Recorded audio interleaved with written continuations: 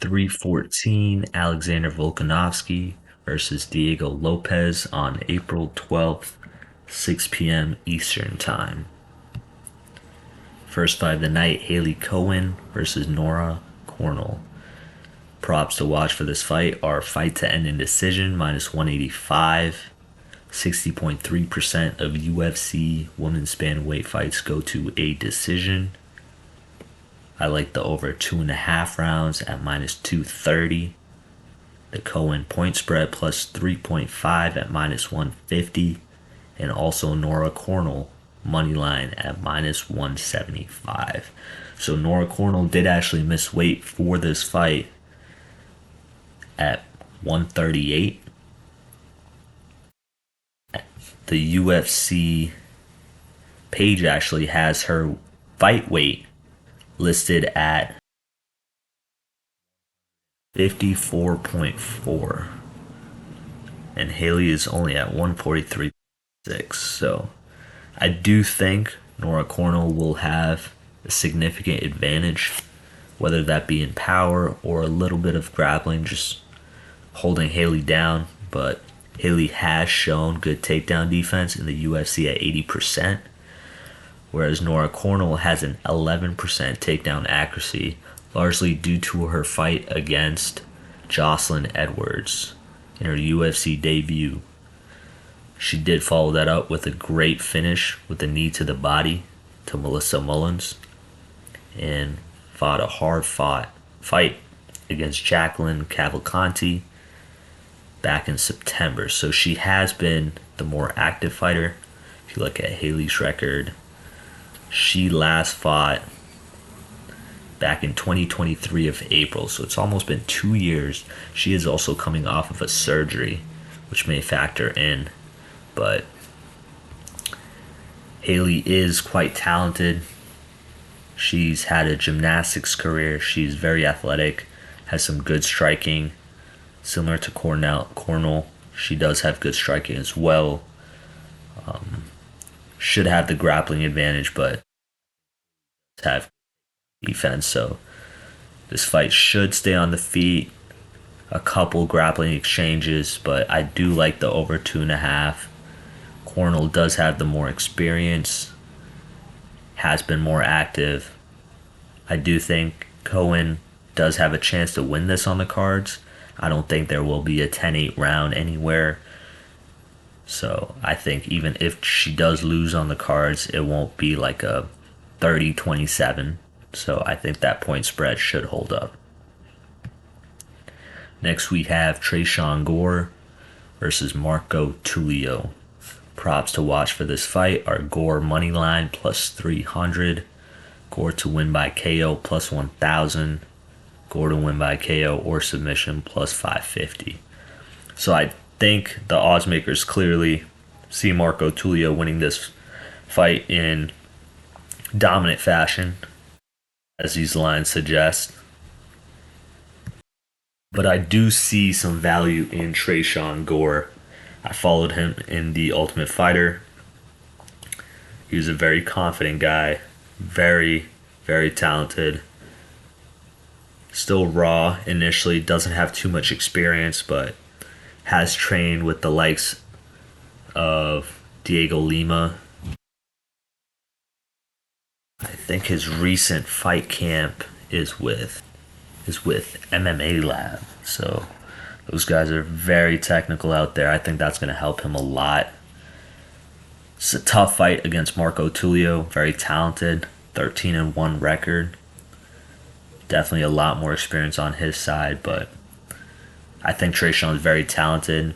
If you want to sprinkle a little money line or KO, even win by KO or submission at plus 550, Gore is coming out off of back-to-back vicious submissions by guillotine.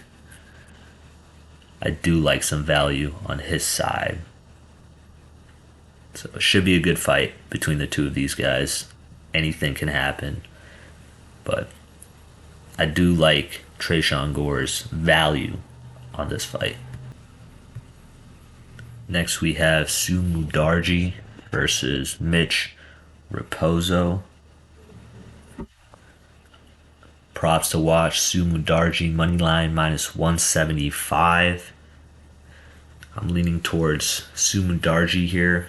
I'd like to stay away from this fight, but both guys are fighting here to stay in the UFC. Sumudarji is coming off of 3 losses, and Mitch has yet to really prove himself, coming off of The Ultimate Fighter 29. He lost to Ludwig Shaolinian, who's a tough guy, but very grapple heavy with limited striking capabilities. Winner of that season was Ricky Tercios, who's a fan favorite, but has also struggled mightily against UFC caliber opponents. Look at Mitch's record over here. A lot of the guys that he did beat early on, 5-14 record over here, 3-3, 3-3, came 4-5, under 500, 5-14 guy, 5-21.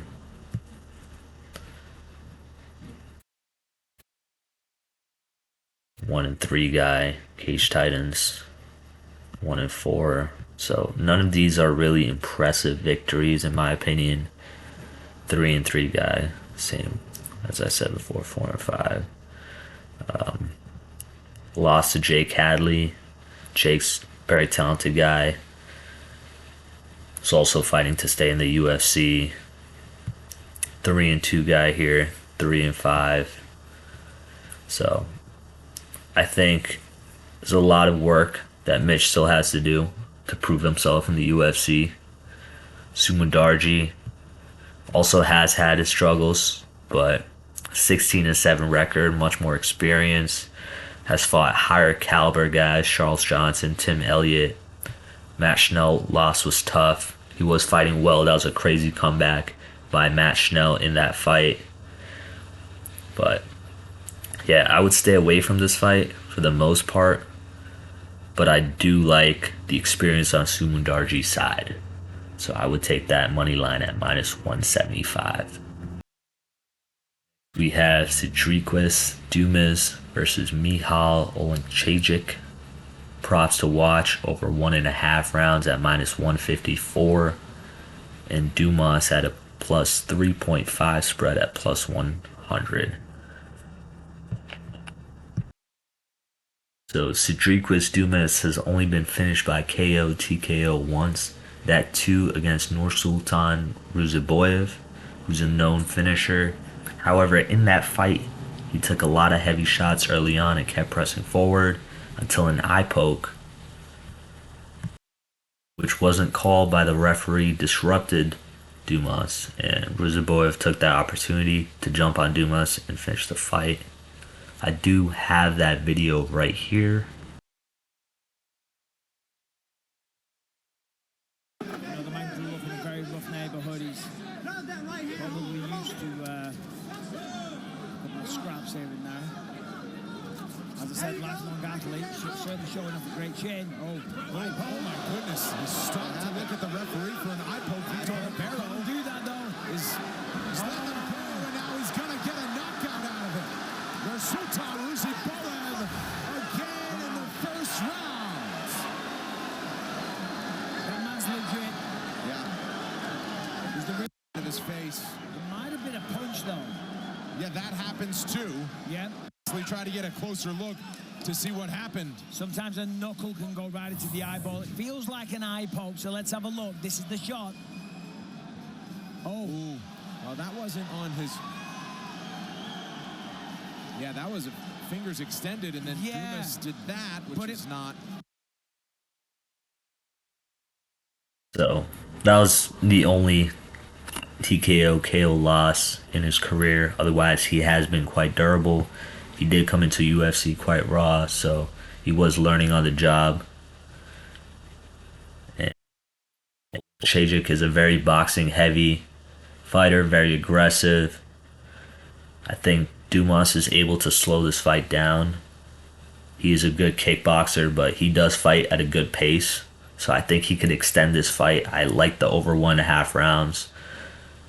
Oleksiejczuk is very experienced, so I think if he sees that Dumas is taking his time, picking his shots, he'll slow down, match that pace, and, fight a good fight. So I do like the over 1.5 rounds.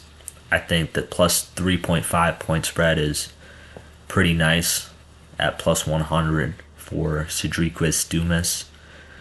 I think he has a chance to make it to the scorecards and even win. So I don't really see Oleksiejczuk finishing this fight, even though that loss to Ruziboyev didn't look good. Eye poke did factor in.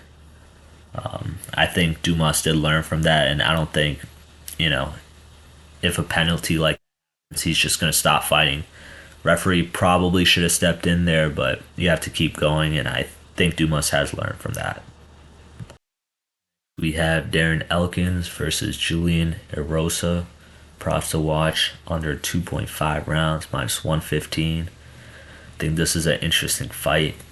Anything could happen. Darren Elkins probably has takedowns.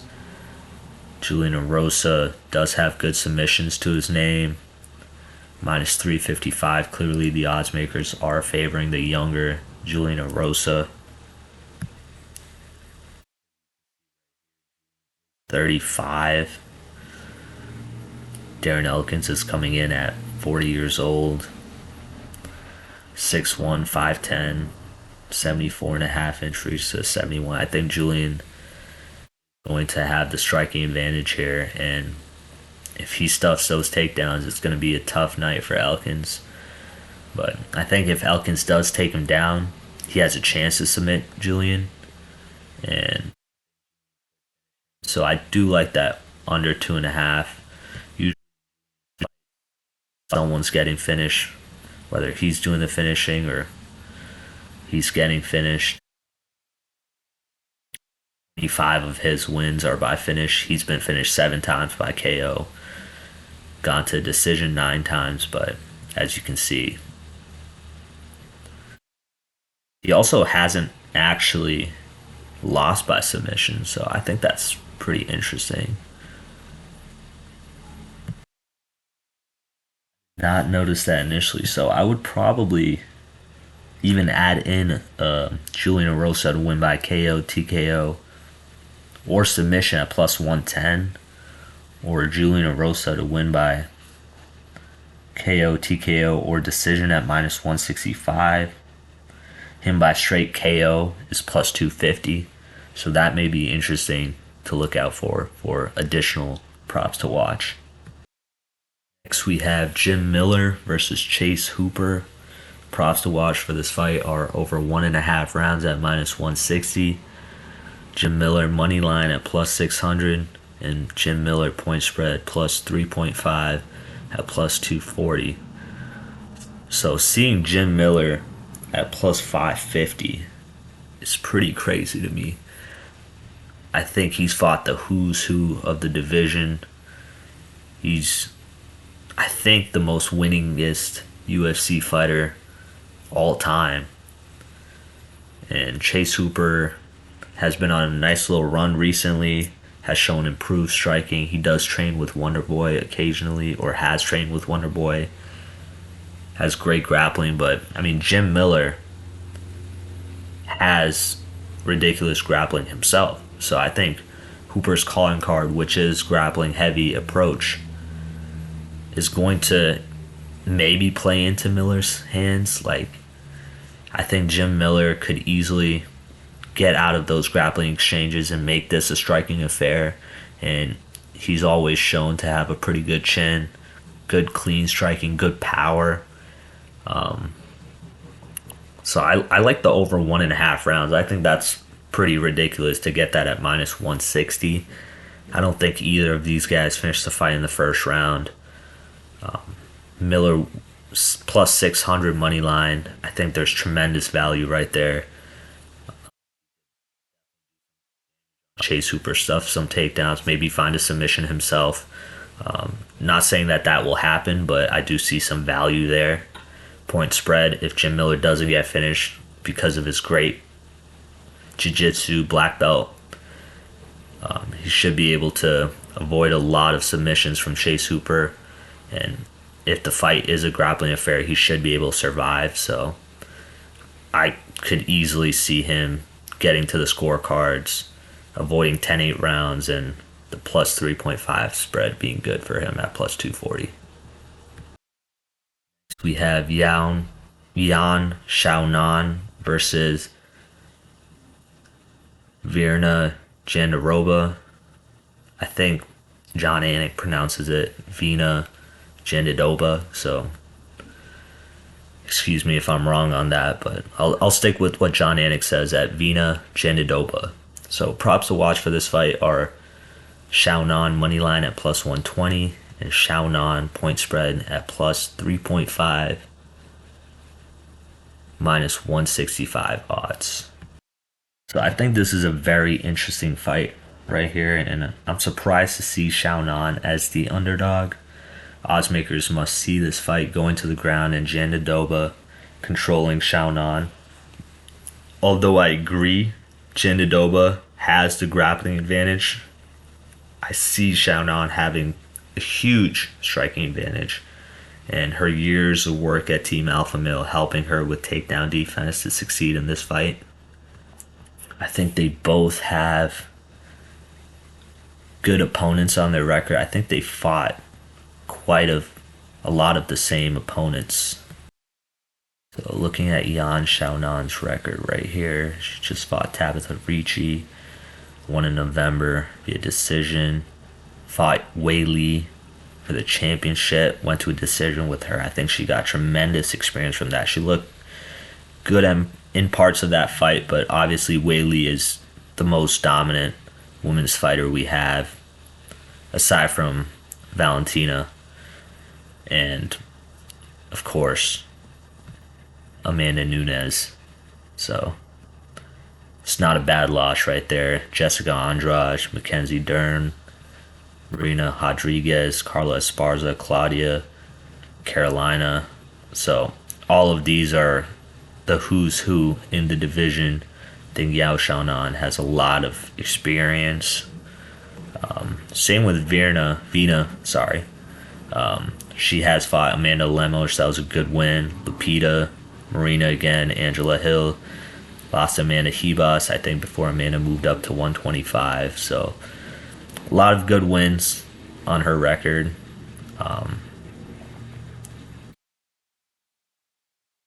But yeah, I mean, I would give the edge to Yan Xiaonan at plus 124 odds.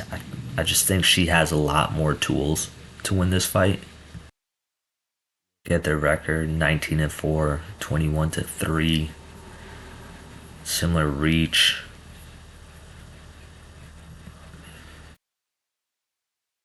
Yan Xiaonan winning by KO, TKO 42% of the time.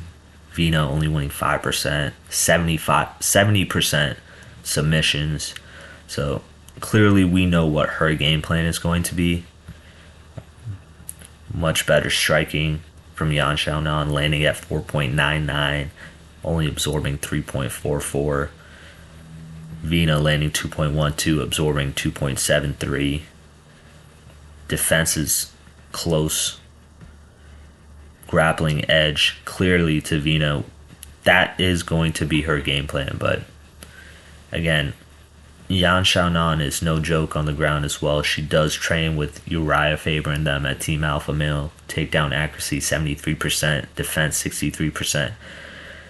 I think if she is able to defend the takedowns, like I predict, I think she should have Vina Jandiroba, and I think at plus 120 you have to go for that money line. And point spread plus 3.5, I don't think she gets dominated to the point where there's a 10-8 round and she loses 6. That plus 3.5 should hold good, and I really like Yan Xiaonan as an underdog in this fight. Next we have Dan Ige versus Sean Woodson. Props to watch for this fight. Sean Woodson to win by KO, TKO, DQ, or decision at minus 150. Sean Woodson is the favorite at minus 170, and it's a tough fight because Dan Ige is an absolute dog. Can never count him out. Tremendous power. Has fought great competition. But I think Sean Woodson's just going to have a little bit of a striking edge. Has a good reach advantage. Right here, 13-1 record, 18-9, 6-2 against 5-7. I'm not sure about the Danny Gay weighs 160 plus on fight day. But this is where the difference really is that leg reach at 44 to 38, 78 to 71. And Sean's a tremendous boxer.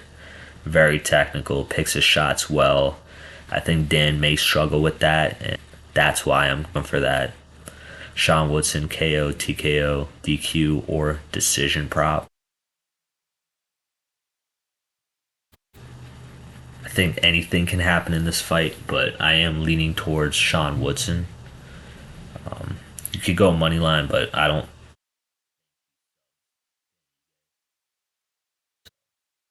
KO or decision is the prop to watch for.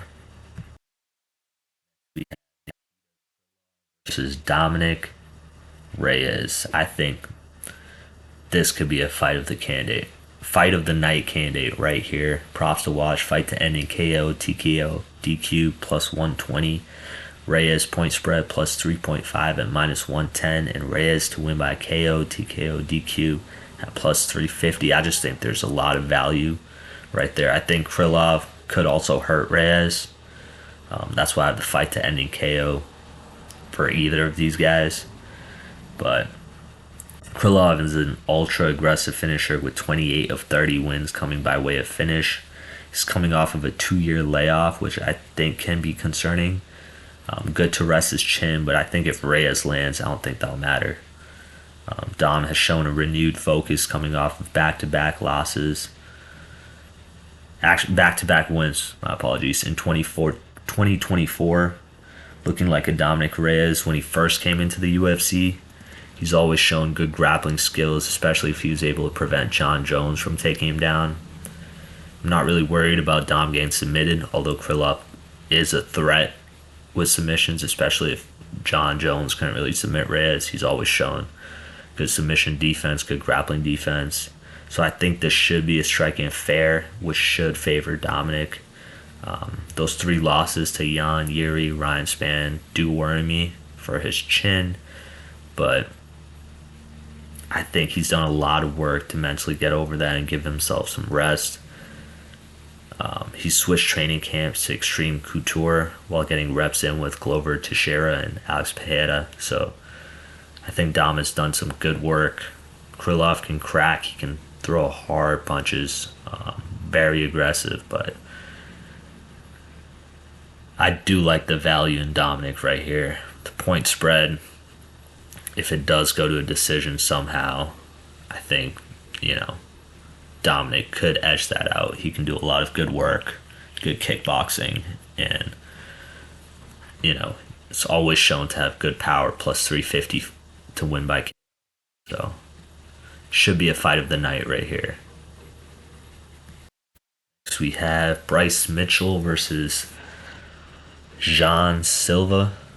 Props to watch. Silva moneyline minus 205. Silva to win by KO, TKO, DQ at minus 105. And Silva point spread minus 3.5 at minus 175. So I think in this fight, Jean Silva's going to pick Bryce apart. Honestly, I think Bryce, tremendously talented, has fought great competition, but these fighting nerds, the team that Jean Silva is a part of with Caio Bahayo, Carlos Prates, Mauricio Ruffi, all of those guys are doing tremendous work in the UFC right now. Very talented. I think Jan Silva's coming off 4 KO victories. Striking is spectacular. Always wins in ridiculous fashion. And also, Caio Bahayo, the coach at the Fighting Nerds, has trained with the likes of Damian Maia. So he's clearly shown his level of grappling in the UFC, and I think obviously he's trained his team. Jan Silva should be ready for Bryce Mitchell's insane grappling pedigree. Should keep the fight standing and put in some work on the feet. So I really like the money line. If Bryce somehow survives 3 rounds with this guy, KO prop at minus 105. To get KO prop at minus 105. Like, odds makers do like Silva's chances to win by KO, and of course the point spread for Silva. I think, clearly I favor Silva in this fight if I'm taking the minus 3.5 point spread. I think he's going to do tremendous damage to Bryce Mitchell. One of those rounds could be a 10-8. So I do like Silva winning this fight for sure. We have Yair Rodriguez versus Patricio Ferreira. Not sure how to say his last name, but Pitbull. Props to watch. Rodriguez moneyline minus 205. Pitbull point spread at plus 3.5 minus 150. And the over 2.5 rounds at minus 166. So, not really sure how this fight's going to play out. I do think Pitbull's very durable. Yair is very aggressive. But Pitbull was a 2 division champion. Bellator. Tremendous experience. Has beat the likes of Michael Chandler. I think, he'll be able to mix in takedowns. Has good striking defense to keep this fight extended. So I like the over 2.5 rounds. Definitely over 1.5 rounds. But I think that was like minus 360, minus 370, something like that. I don't think Yair finishes Pitbull. I think he could. So I do like that money line. But I think both are durable guys. Should be a good fight. We have Michael Chandler versus Paddy Pimblett. Props to watch. Pimblett moneyline minus 142. Chandler's an underdog in this fight. Pretty much anything can happen in this fight. Pimblett himself has said he leaves his chin up pretty high. Chandler can crack. So anything can happen. I think Pimblett should have a size advantage. I think he's like listed at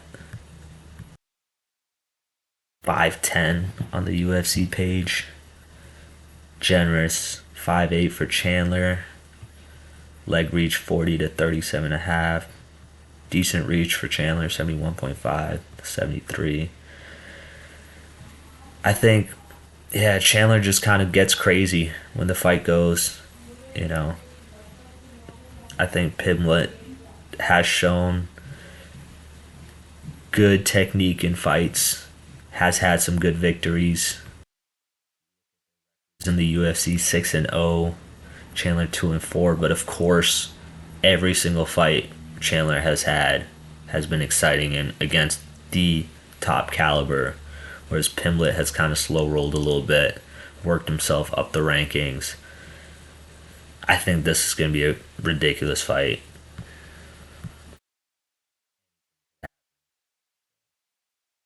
Leaning towards Pimblett money line. I think he has shown a little bit more in terms of just ability to win fights. Yeah, so I'm just gonna lean money line Paddy, but probably stay away from this fight as a betting man. But yeah, this is the best odds you're gonna get for Paddy. We have Alexander Volkanovski versus Diego Lopez in the main event. Props to watch. Volkanovski money line minus 142. Volkanovski to win by KO, TKO, DQ, or decision at minus 115. And also Diego Lopez to win by KO, TKO, or submission plus 180. He is a known finisher. He's looking for the finish at all times. So it's one of those fights where, again, anything can happen. Volkanovski's experience, caliber of opponents he's fought, him being pound for pound #1 in the rankings. And this is a 5-round fight. Lopez goes hard. Let's see if he can go hard for 5 rounds. Volkanovski can pretty much do it all. He can pick him apart from far away. He can get close. He can take him down. We've seen Lopez also have good striking, good grappling, good submissions. But can he go hard like he does for 5 rounds? And he would have to finish Volkanovski within 5 rounds, I think, to win. If this fight goes to a decision, I don't think he can beat Alex on the scorecards. I think Alex is too good, too technical. But we shall see, and I think this is going to be an amazing fight card. Saturday, 4/12, 6 p.m. Eastern. Don't miss it.